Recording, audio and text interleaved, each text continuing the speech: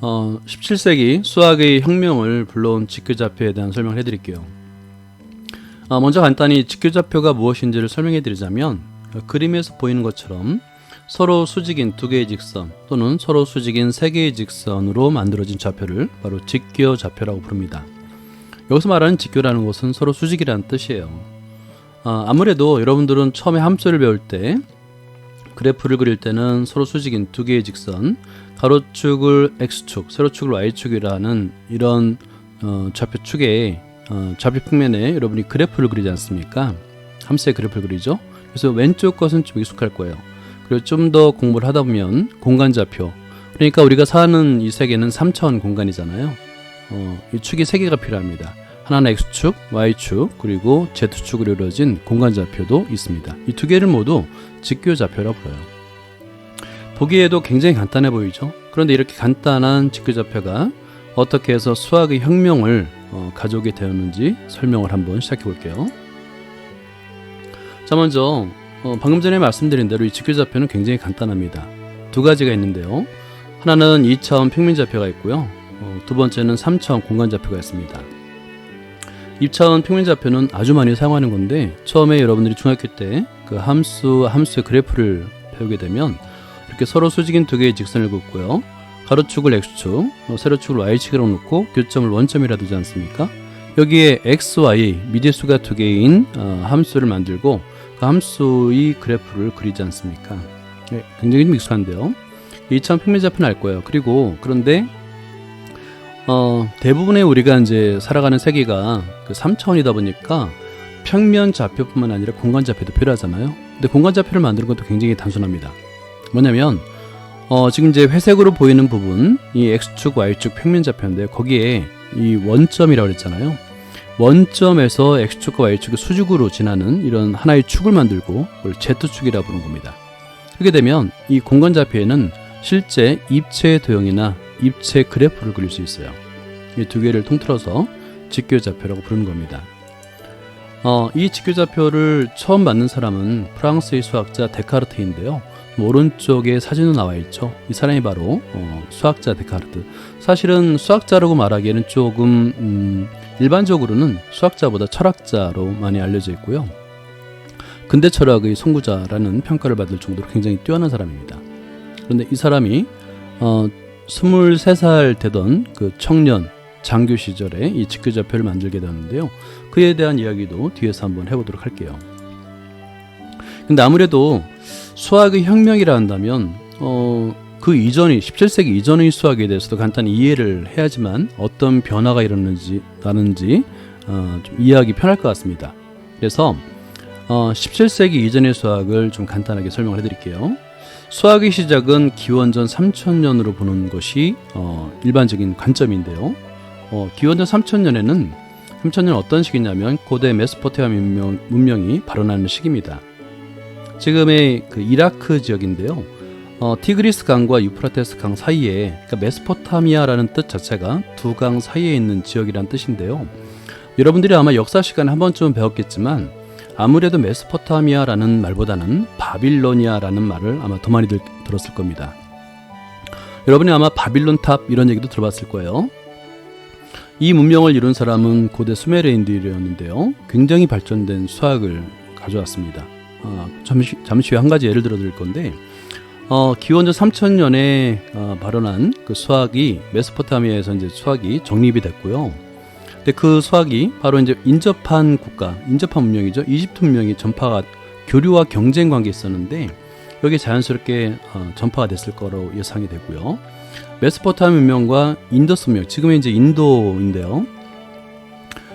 여기도 교역을 통해서 수학이 전파된 거로 보입니다. 교역도 있었고요. 나중에 이쪽이 그리스인데요. 그리스 북부에 알렉산더 대왕이 이제 나중에 그리스를 통일하지 않았습니까? 그랬을 때 이 메소포타미아 문명을 침략하고 정복한 다음에 다시 인도까지 침략을 할 때 이 과정에서 메소포타미아의 수학이 인도 문명으로, 인더스 문명으로 전파되는 효과도 있었습니다. 그리고 인도 문명과 황하 문명도 마찬가지로 서로 교류를 통해서 수학이 전파된 거로 보고요. 시기가 거의 비슷합니다. 그러니까 3000년 전에 이뤘던 수학이 이집트로 넘어가고 다시 인더스 문명을 거쳐서 황호 문명. 그 황호 문명을 보면 이거 이제 한 가지 예를 들어 볼게요. 메소포타미아 문명에서 발견되는 그 수학은 대단히 높은 수준의 수학을 사용했습니다. 한 가지 예를 들자면 지금 이게 바로 이제 쐐기 문자인데요. 보통 이때는 종이가 없다 보니까 이렇게 진흙에다가 석판을 만들어서 수학을 기록했는데 한 변의 길이가 1인 정사경에 두 개의 대각선을 본 거예요. 그리고 나서 이 대각선의 길이를 표현한 숫자들인데요. 쐐기 문자입니다. 이때는 그 분모가 60인 분수를 사용했습니다. 메소포타미아 문명에서는 60진법이라는 것을 처음으로 사용했는데요. 매우 정확합니다. 예를 들어서 이제 우리는 기본적으로 한 변의 길이가 1인 정사각형의 대각선의 길이 그건 루트 2라는 걸 알잖아요.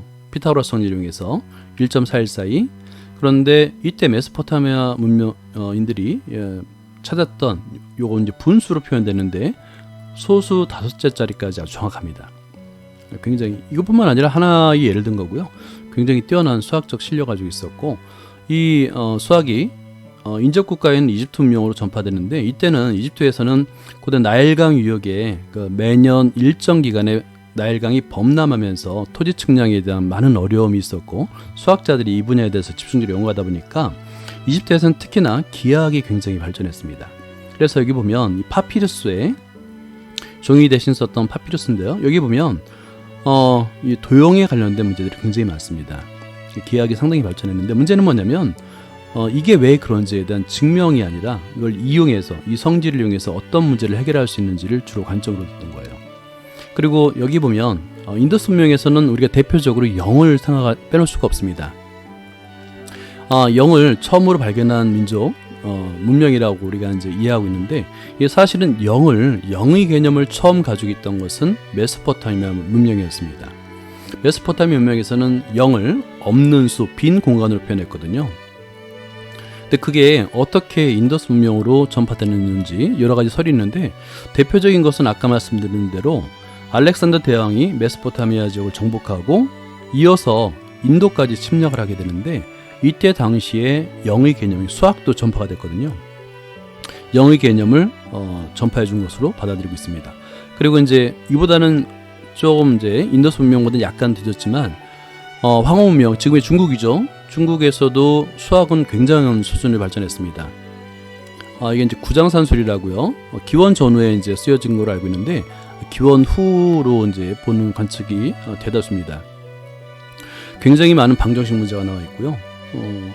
그러니까 공통적으로 일상생활 문제를 해결하기 위한 수학이 굉장히 발전했습니다. 기하학과 방정식 위주로 굉장히 발전했습니다.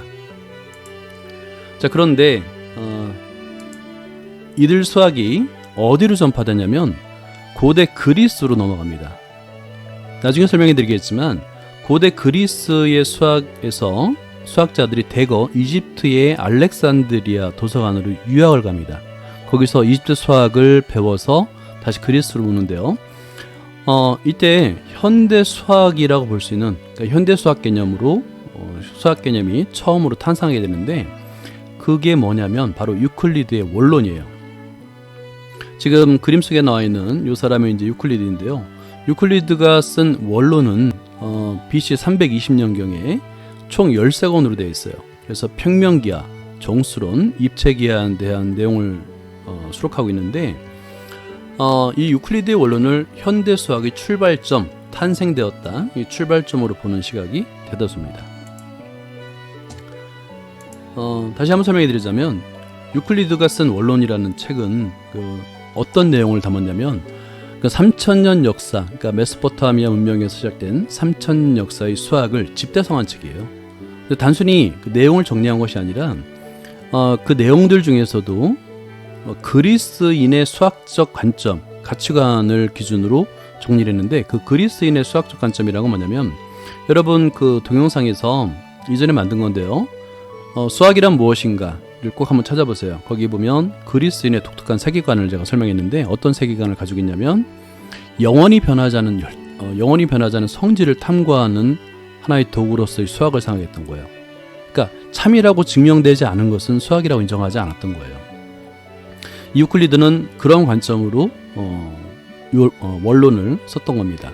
그래서 그 내용에는 23개의 정의, 5개의 공리, 5개의 공준, 그리고 465개의 명제들로 이루어져 있는데요. 거의 대부분이 현대 우리가 초등학교, 중학교, 고등학교 과정에서 배우는 그 수학적 내용들이 여기 다 실려 있습니다. 이럴 정도로 유클리드의 원론은 현대 수학의 출발점이라고 보는 시각이 많습니다. 이런 수학과 이제 17세기 하나의 일대 변혁이 이루어지는데 거기에 차이점을 여러분 이해하는 게 중요해요. 그런데 정말 안타까운 일이 발생합니다. 이렇게 대략 300년 정도 아주 수학이 부흥기가 이루어졌는데 바로 이건 이제 그 다음에 설명할 거고요. 우리가 알고 있는 수학자를 한번 여러분 생각해 보세요. 여기가 이제 고대 그리스입니다. 그리스 지역인데 여러분들이 학교에서 배운 수학자 한번 아무나 떠올려 보세요. 아마 가장 유명한 사람이 피타고라스일 겁니다. 피타고라스의 정리로도 알려져 있잖아요. 그리고 탈레스, 수학을 만든 사람, 수학의 시초라고 보고 있는 탈레스가 있고, 그 다음에 세계 인류 최고의 천재라고 인정받고 있는 아르키메데스, 그리고 디오판토스 방정식 굉장히 유명하잖아요. 그리고 헤론의 공식으로 유명하지 않습니까? 사실은 우리가 대부분 알고 있는 한 번쯤 이름을 들어봄직한 수학자의 대부분은 고대 그리스 수학자들이에요. 이 정도로 한 대략 300년 가까이 수학의 부흥기를 맞습니다. 그런데 이 수학이 명맥을 거의 끊길 뻔한 그런 아주 긴 암흑기를 거치게 되는데요. 그게 뭐냐면 1500년 동안의 암흑기가 시작됩니다. 1500년입니다. 150년도 아니고 1500년. 그 시기가 뭐냐면 로마 1000년 그리고 중세 500년 합쳐서 1500년인데요. 로마 시대는 사실 로마 제국, 우리가 신성 로마 제국이니 로마 제국에 대해서는 굉장히 많이 배우게 되잖아요. 근데 로마 제국이 물론 문화적으로 영향을 발현한 것도 맞아요. 근데 이제 그 깊은 뿌리에는 그리스 문화가 자리 잡고 있었죠. 그런데 이 로마 사람들은 굉장히 현실적인 사람이라서 절대 불변의 성질을 추구하는 그리스의 수학인 이런 거의 가치는 알지 못했던 것 같아요. 그래서 이 사진이 뭐냐면 이집트에 있는 알렉산드리아 도서관이 있었습니다. 무려 당시에만 70만 권에 이르는 장서를 보관하고 있었고요. 소장하고 있었는데 그 70만 권 중에는 세계 각국에 있는 모든 지식들이 다 총괄한 거예요. 그러니까 아까 말씀드린 대로 고대 그리스 수학자들이 대부분이 이집트 알렉산드리아로 가서 학문을 탐구하고 다시 고국으로 돌아온 사람들이거든요. 그 정도로 학문의 중심지였는데 이 알렉산드리아 도서관을 로마 군인이 불태워버립니다. 그러니까 70만 권. 그러니까 말 그대로 인류의 자산을 그냥 불태워버렸어요. 이들에겐 가치 없는 거였어요. 근데 더군다나 이 1000년 내내 그 수학책, 수학책뿐만 아니라 대부분의 그리스 어떤 유산들이 파괴되고 있었는데 거기에 끝났으면 다행인데 문제는 이제 중세 500으로 또 다시 넘어가죠. 이때는 더 심했습니다. 그러니까 수학책과 과학책을 종교적 이단으로 봤어요. 그래서 발견하는 즉시 다 불태워버렸고요. 그리고 이제 그 예전에는 종이가 없다 보니까 지금 종이가 불태워지는 사진을 넣는데 사실은 종이가 아니라 양피지, 양의 껍질, 양가죽에다가 책으로 만들어서 수학책으로 썼었는데 그걸 전부 다 양잿물로 지운 다음에 성경책으로 다 바꿔버렸습니다. 그게 나중에 우연하게 발견되기도 했는데요. 하여튼 1500년 동안 암흑기가 이루어졌다가 1482년, 그러니까 사실은 정말 살아남았다는 게 대단할 정도로다가 운이 좋았던 거죠. 근데 왜 그랬냐면 아까 고대 이집트의 알렉산드리아에는 70만 권의 장서가 있다고 그랬잖아요. 근데 그게 전부 다 그리스 언어로 되는 게 아니라 아랍어라든가 세계 각국의 언어로 다 번역이 됐었던 거였어요. 그래서 인도 수학자들이 넘어와서 공부한 다음에 인도어로 번역해서 가져가고, 다행히도 그 1500년 동안 불태워진 유럽 위주로 다 불태워졌잖아요. 아랍과 인도 문명 쪽에서는 남아있었던 거예요, 번역본이. 그래서 1482년 다시 원론이 재출판하게 됩니다. 그래서 이 원론으로 20세기까지 수학 교과서로 사용됩니다. 이게 계기가 돼서 기하학과 정수론 중심의 고대 그리스 수학이 전 세계 수학의 표준이 되는 그런 과정을 거칩니다. 대략 한 600년 가까이 세계 수학 교과서의 표준이 되는 거죠. 우리나라도 그 예외는 아니에요. 우리나라 이제 초등학교, 중학교, 고등학교에서 배우는 기하학과 정수론, 수론이죠. 대부분은 고대 그리스 수학입니다. 표준이 된 거예요. 그러다가 여기 날짜를 한번 잘 보세요. 1619년 11월 10일 이 날짜가 정확하게 우리가 쓸 수 있는 이유가 뭐냐면 이게 아까 이 사진의 이름이 누구라고 그랬죠? 데카르타라고 그랬죠? 그죠? 이 사람이 쓴 위대한 책 1937년 출판한 방법서설이라는 굉장히 위대한 책이 있는데요. 이 책의 내용에 본인이 직접 서술한 내용입니다. 1619년 11월 10일 그러니까 하나의 위대한 발견이 이루어졌는데 이 과정을 아주 재밌게 썼어요. 프랑스군의 23세 청년 장교인 데카르트가 침대에 누워 있었다고 합니다. 본인이 쓴 거니까 맞겠죠. 그러니까 전쟁이 없는 시기였기 때문에 대부분의 시간을 막사에 누워서 이제 시간을 때우고 있었나 봐요. 침대에 누워 있었는데 그때 당시에도 아무래도 파리나 날파리들이 많았겠죠. 지금보다 훨씬 더 많았을 겁니다. 침대에 누워 있는 요 사진을 봐보세요. 침대에 누워 있는데 이제 천장에 파리가 한 마리 앉아 있는 거예요. 그랬을 때 천장에서 이렇게 이제 격자 무늬가 있었나 봐요. 그런데 파리의 위치를 X축과 Y축의 좌표로 표현할 수 있겠더라라는 생각을 한 겁니다. 이 과정도 마찬가지로 아까 말한 방법서설에 설명이 되는 건데요. X축의 방향으로 1만큼, Y축의 방향으로 2만큼 가면 그 위치에 파리가 있다는 것을 표현할 수 있겠더라는 생각을 한 겁니다. 이게 이제 드디어 직교좌표가 만들어진 일화인데요. 마찬가지로 여기서 만약에 파리가 날고 있습니다. 천장이 아니라 공간상을 날고 있어. 그러면 요 벽 쪽에 Z축을 잡아서 3차원 입체 직교좌표를 만들 수 있는 거죠. 그죠? 그래서 이때 1619년 11월 10일 날 서로 수직인 두 직선으로 파리 위치를 나타낼 수 있다는 그 아이디어로다가 직교좌표를 만들고 X축, Y축으로 설정하게 된 겁니다. 자, 이게 바로 데카르트가 만든 직교좌표인데요. 직교좌표가 탄생되는 거예요. 2차원 평면좌표와 3차원 공간좌표를 동시에 생각한 것 같고요. 가로축을 X축, 세로축을 Y축이라 두고 교점을 원점이라 두면 됩니다. 원점이 기준점이 되겠죠. 마찬가지로 3차원 공간좌표에서는 X축과 Y축 뿐만 아니라 이 교점, 그러니까 원점에서 두 좌표축의 수직인 Z축을 만든 거예요. 그래서 만약에 파리가 공간상을 나르고 있다면 그 공간상의 위치를 X, Y, Z로 좌표를 표현할 수 있는 겁니다.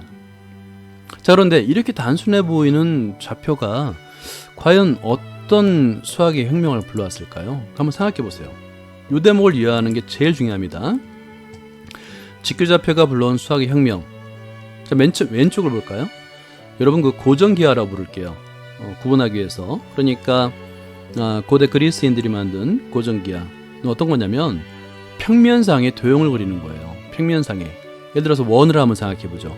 여러분 평면상에 원을 그렸습니다. 이 원에서 영원히 변하지 않는 성질은 무엇이 있을까요? 원주율이죠. 원주율. 그러니까 아까 인류 최고의 천재라고 이제 저희가 말씀드렸던 아르키메데스가 이 원의 둘레의 길이를 측정하는 방법을 만든 사람이 바로 아르키메데스인데요. 내접하는 정다각형과 외접하는 정다각형 사이에 둘레의 길이 사이에 원주의 길이가 있다는 그 방법을 이용해서 정96각형을 그려요. 그래서 그 둘레의 길이를 찾은 다음에 굉장히 근사한 근접한 원주율 값을 계산한 사람이 바로 아르키메데스고요. 아르키메데스가 만든 그 방법으로다가 17세기까지 수많은 수학자들이 수십 년에 걸쳐서 소수점 이하 수십 자리까지 평생을 거쳐서 계산합니다.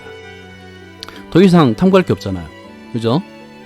그러니까 이게 바로 고정기하였는데요. 이 고정기하를 예를 들어서 원을 한번 생각해 보세요. 평면이 아니라 직교좌표상에 그린 거예요. 그러면 피타고라스 정리에 의해서 이 원주의 점을 x, y라 두면 대각선의 길이 반지름의 길이죠. 4라고 한번 생각해 보세요. 그러면 x 밑변의 길이의 제곱 곱하기 높이의 제곱이잖아요. 그죠? 그러니까 x의 제곱 더하기 y의 제곱은 4의 제곱. 이런 방정식으로 만들어지는 거예요. 어떤 차이점이 또 하나 있냐면 중요한 건데요. 예를 들어서 고정기하에서 원의 위치는, 그러니까 원의 반지름이 변하지 않은 상태, 원의 위치만 바뀌면 아무런 차이가 없죠. 원의 위치가 바뀐다고 그래가지고 원주율이 바뀌는 것도 아니고죠. 하지만 평면좌표에서는 원의 중심과 반지름의 길이가 바뀌면 이 방정식이 바뀝니다. 그러니까 각각의 모든 원에 대해서 방정식, 자기만의 이름이 만들어지는 거예요. 이걸 해석기하라고 부르는 겁니다. 그러니까 그래프와 도형 또는 그래프와 바로 1대1로 대응되는 방정식 또는 함수가 만들어지는 거예요. 그러니까 새로운 방정식, 이런 수학을 이제 해석기하학이라고 부르게 될 겁니다. 평면좌표뿐만 아니라 공간좌표도 마찬가지예요. 공간좌표에서는 X축, Y축, Z축 세 개의 축이 필요한데요. 예를 들어서 우리가 이제 반지름의 길이가 4인 9를 한번 생각해 볼까요? 그럼 X의 제곱 플러스 Y의 제곱 플러스 Z의 제곱은 16이라는 이런 방정식으로 표현할 수 있는 겁니다. 그러니까 도형에 대한 성질 탐구를 방정식으로 풀 수 있는 거예요. 반대로 방정식의 풀이를 도형으로 또는 그래프로 풀 수 있는 겁니다. 이게 바로 해석기하학이라는 거예요. 그래서 폭발적으로 방정식 해석기하학이 발전하게 되는 계기가 만들어지는데요. 그게 바로 직교좌표가 불러온 수학의 혁명이라는 겁니다.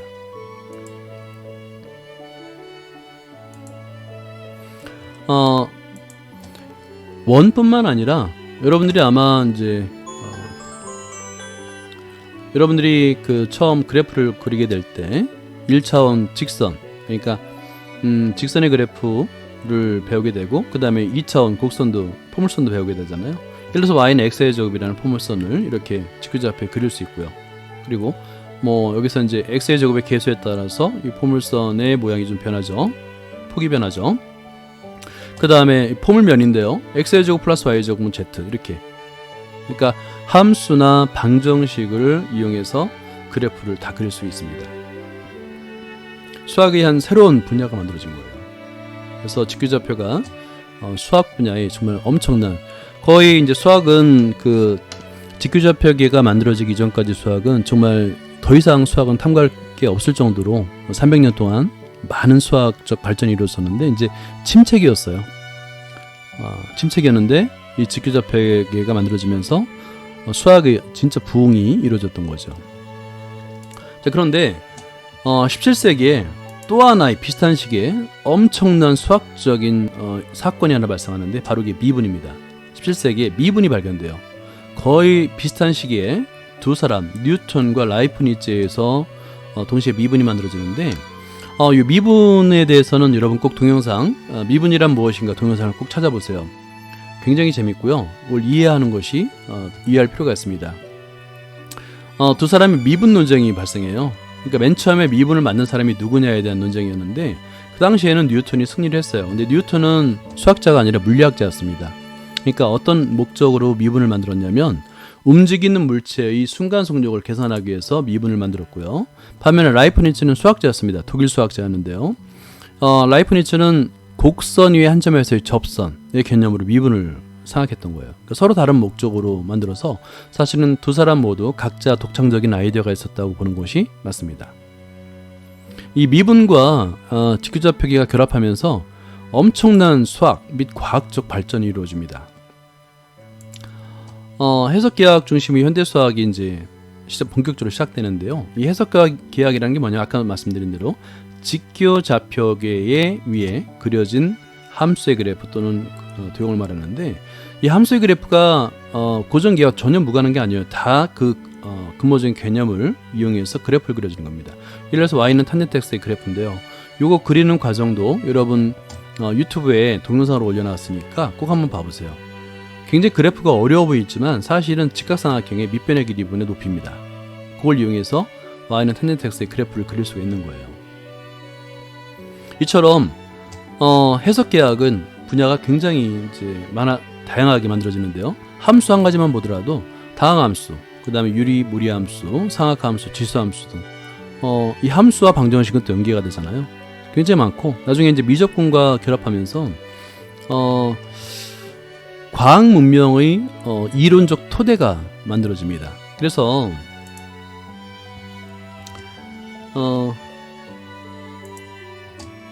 현대 수학의 출발점을 이 직교좌표로 보는 이유가 17세기에 보통 이런 얘기를 한 번씩 들어봤을 거예요.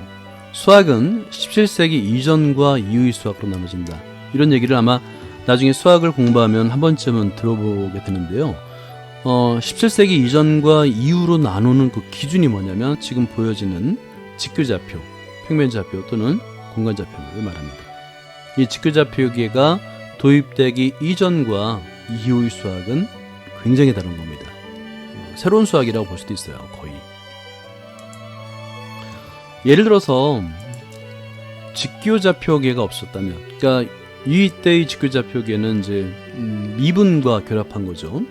미분과 결합한 직교좌표가 없었다면 인간의 달 탐사, 우리가 이제 인류를 달에 보냈지 않습니까?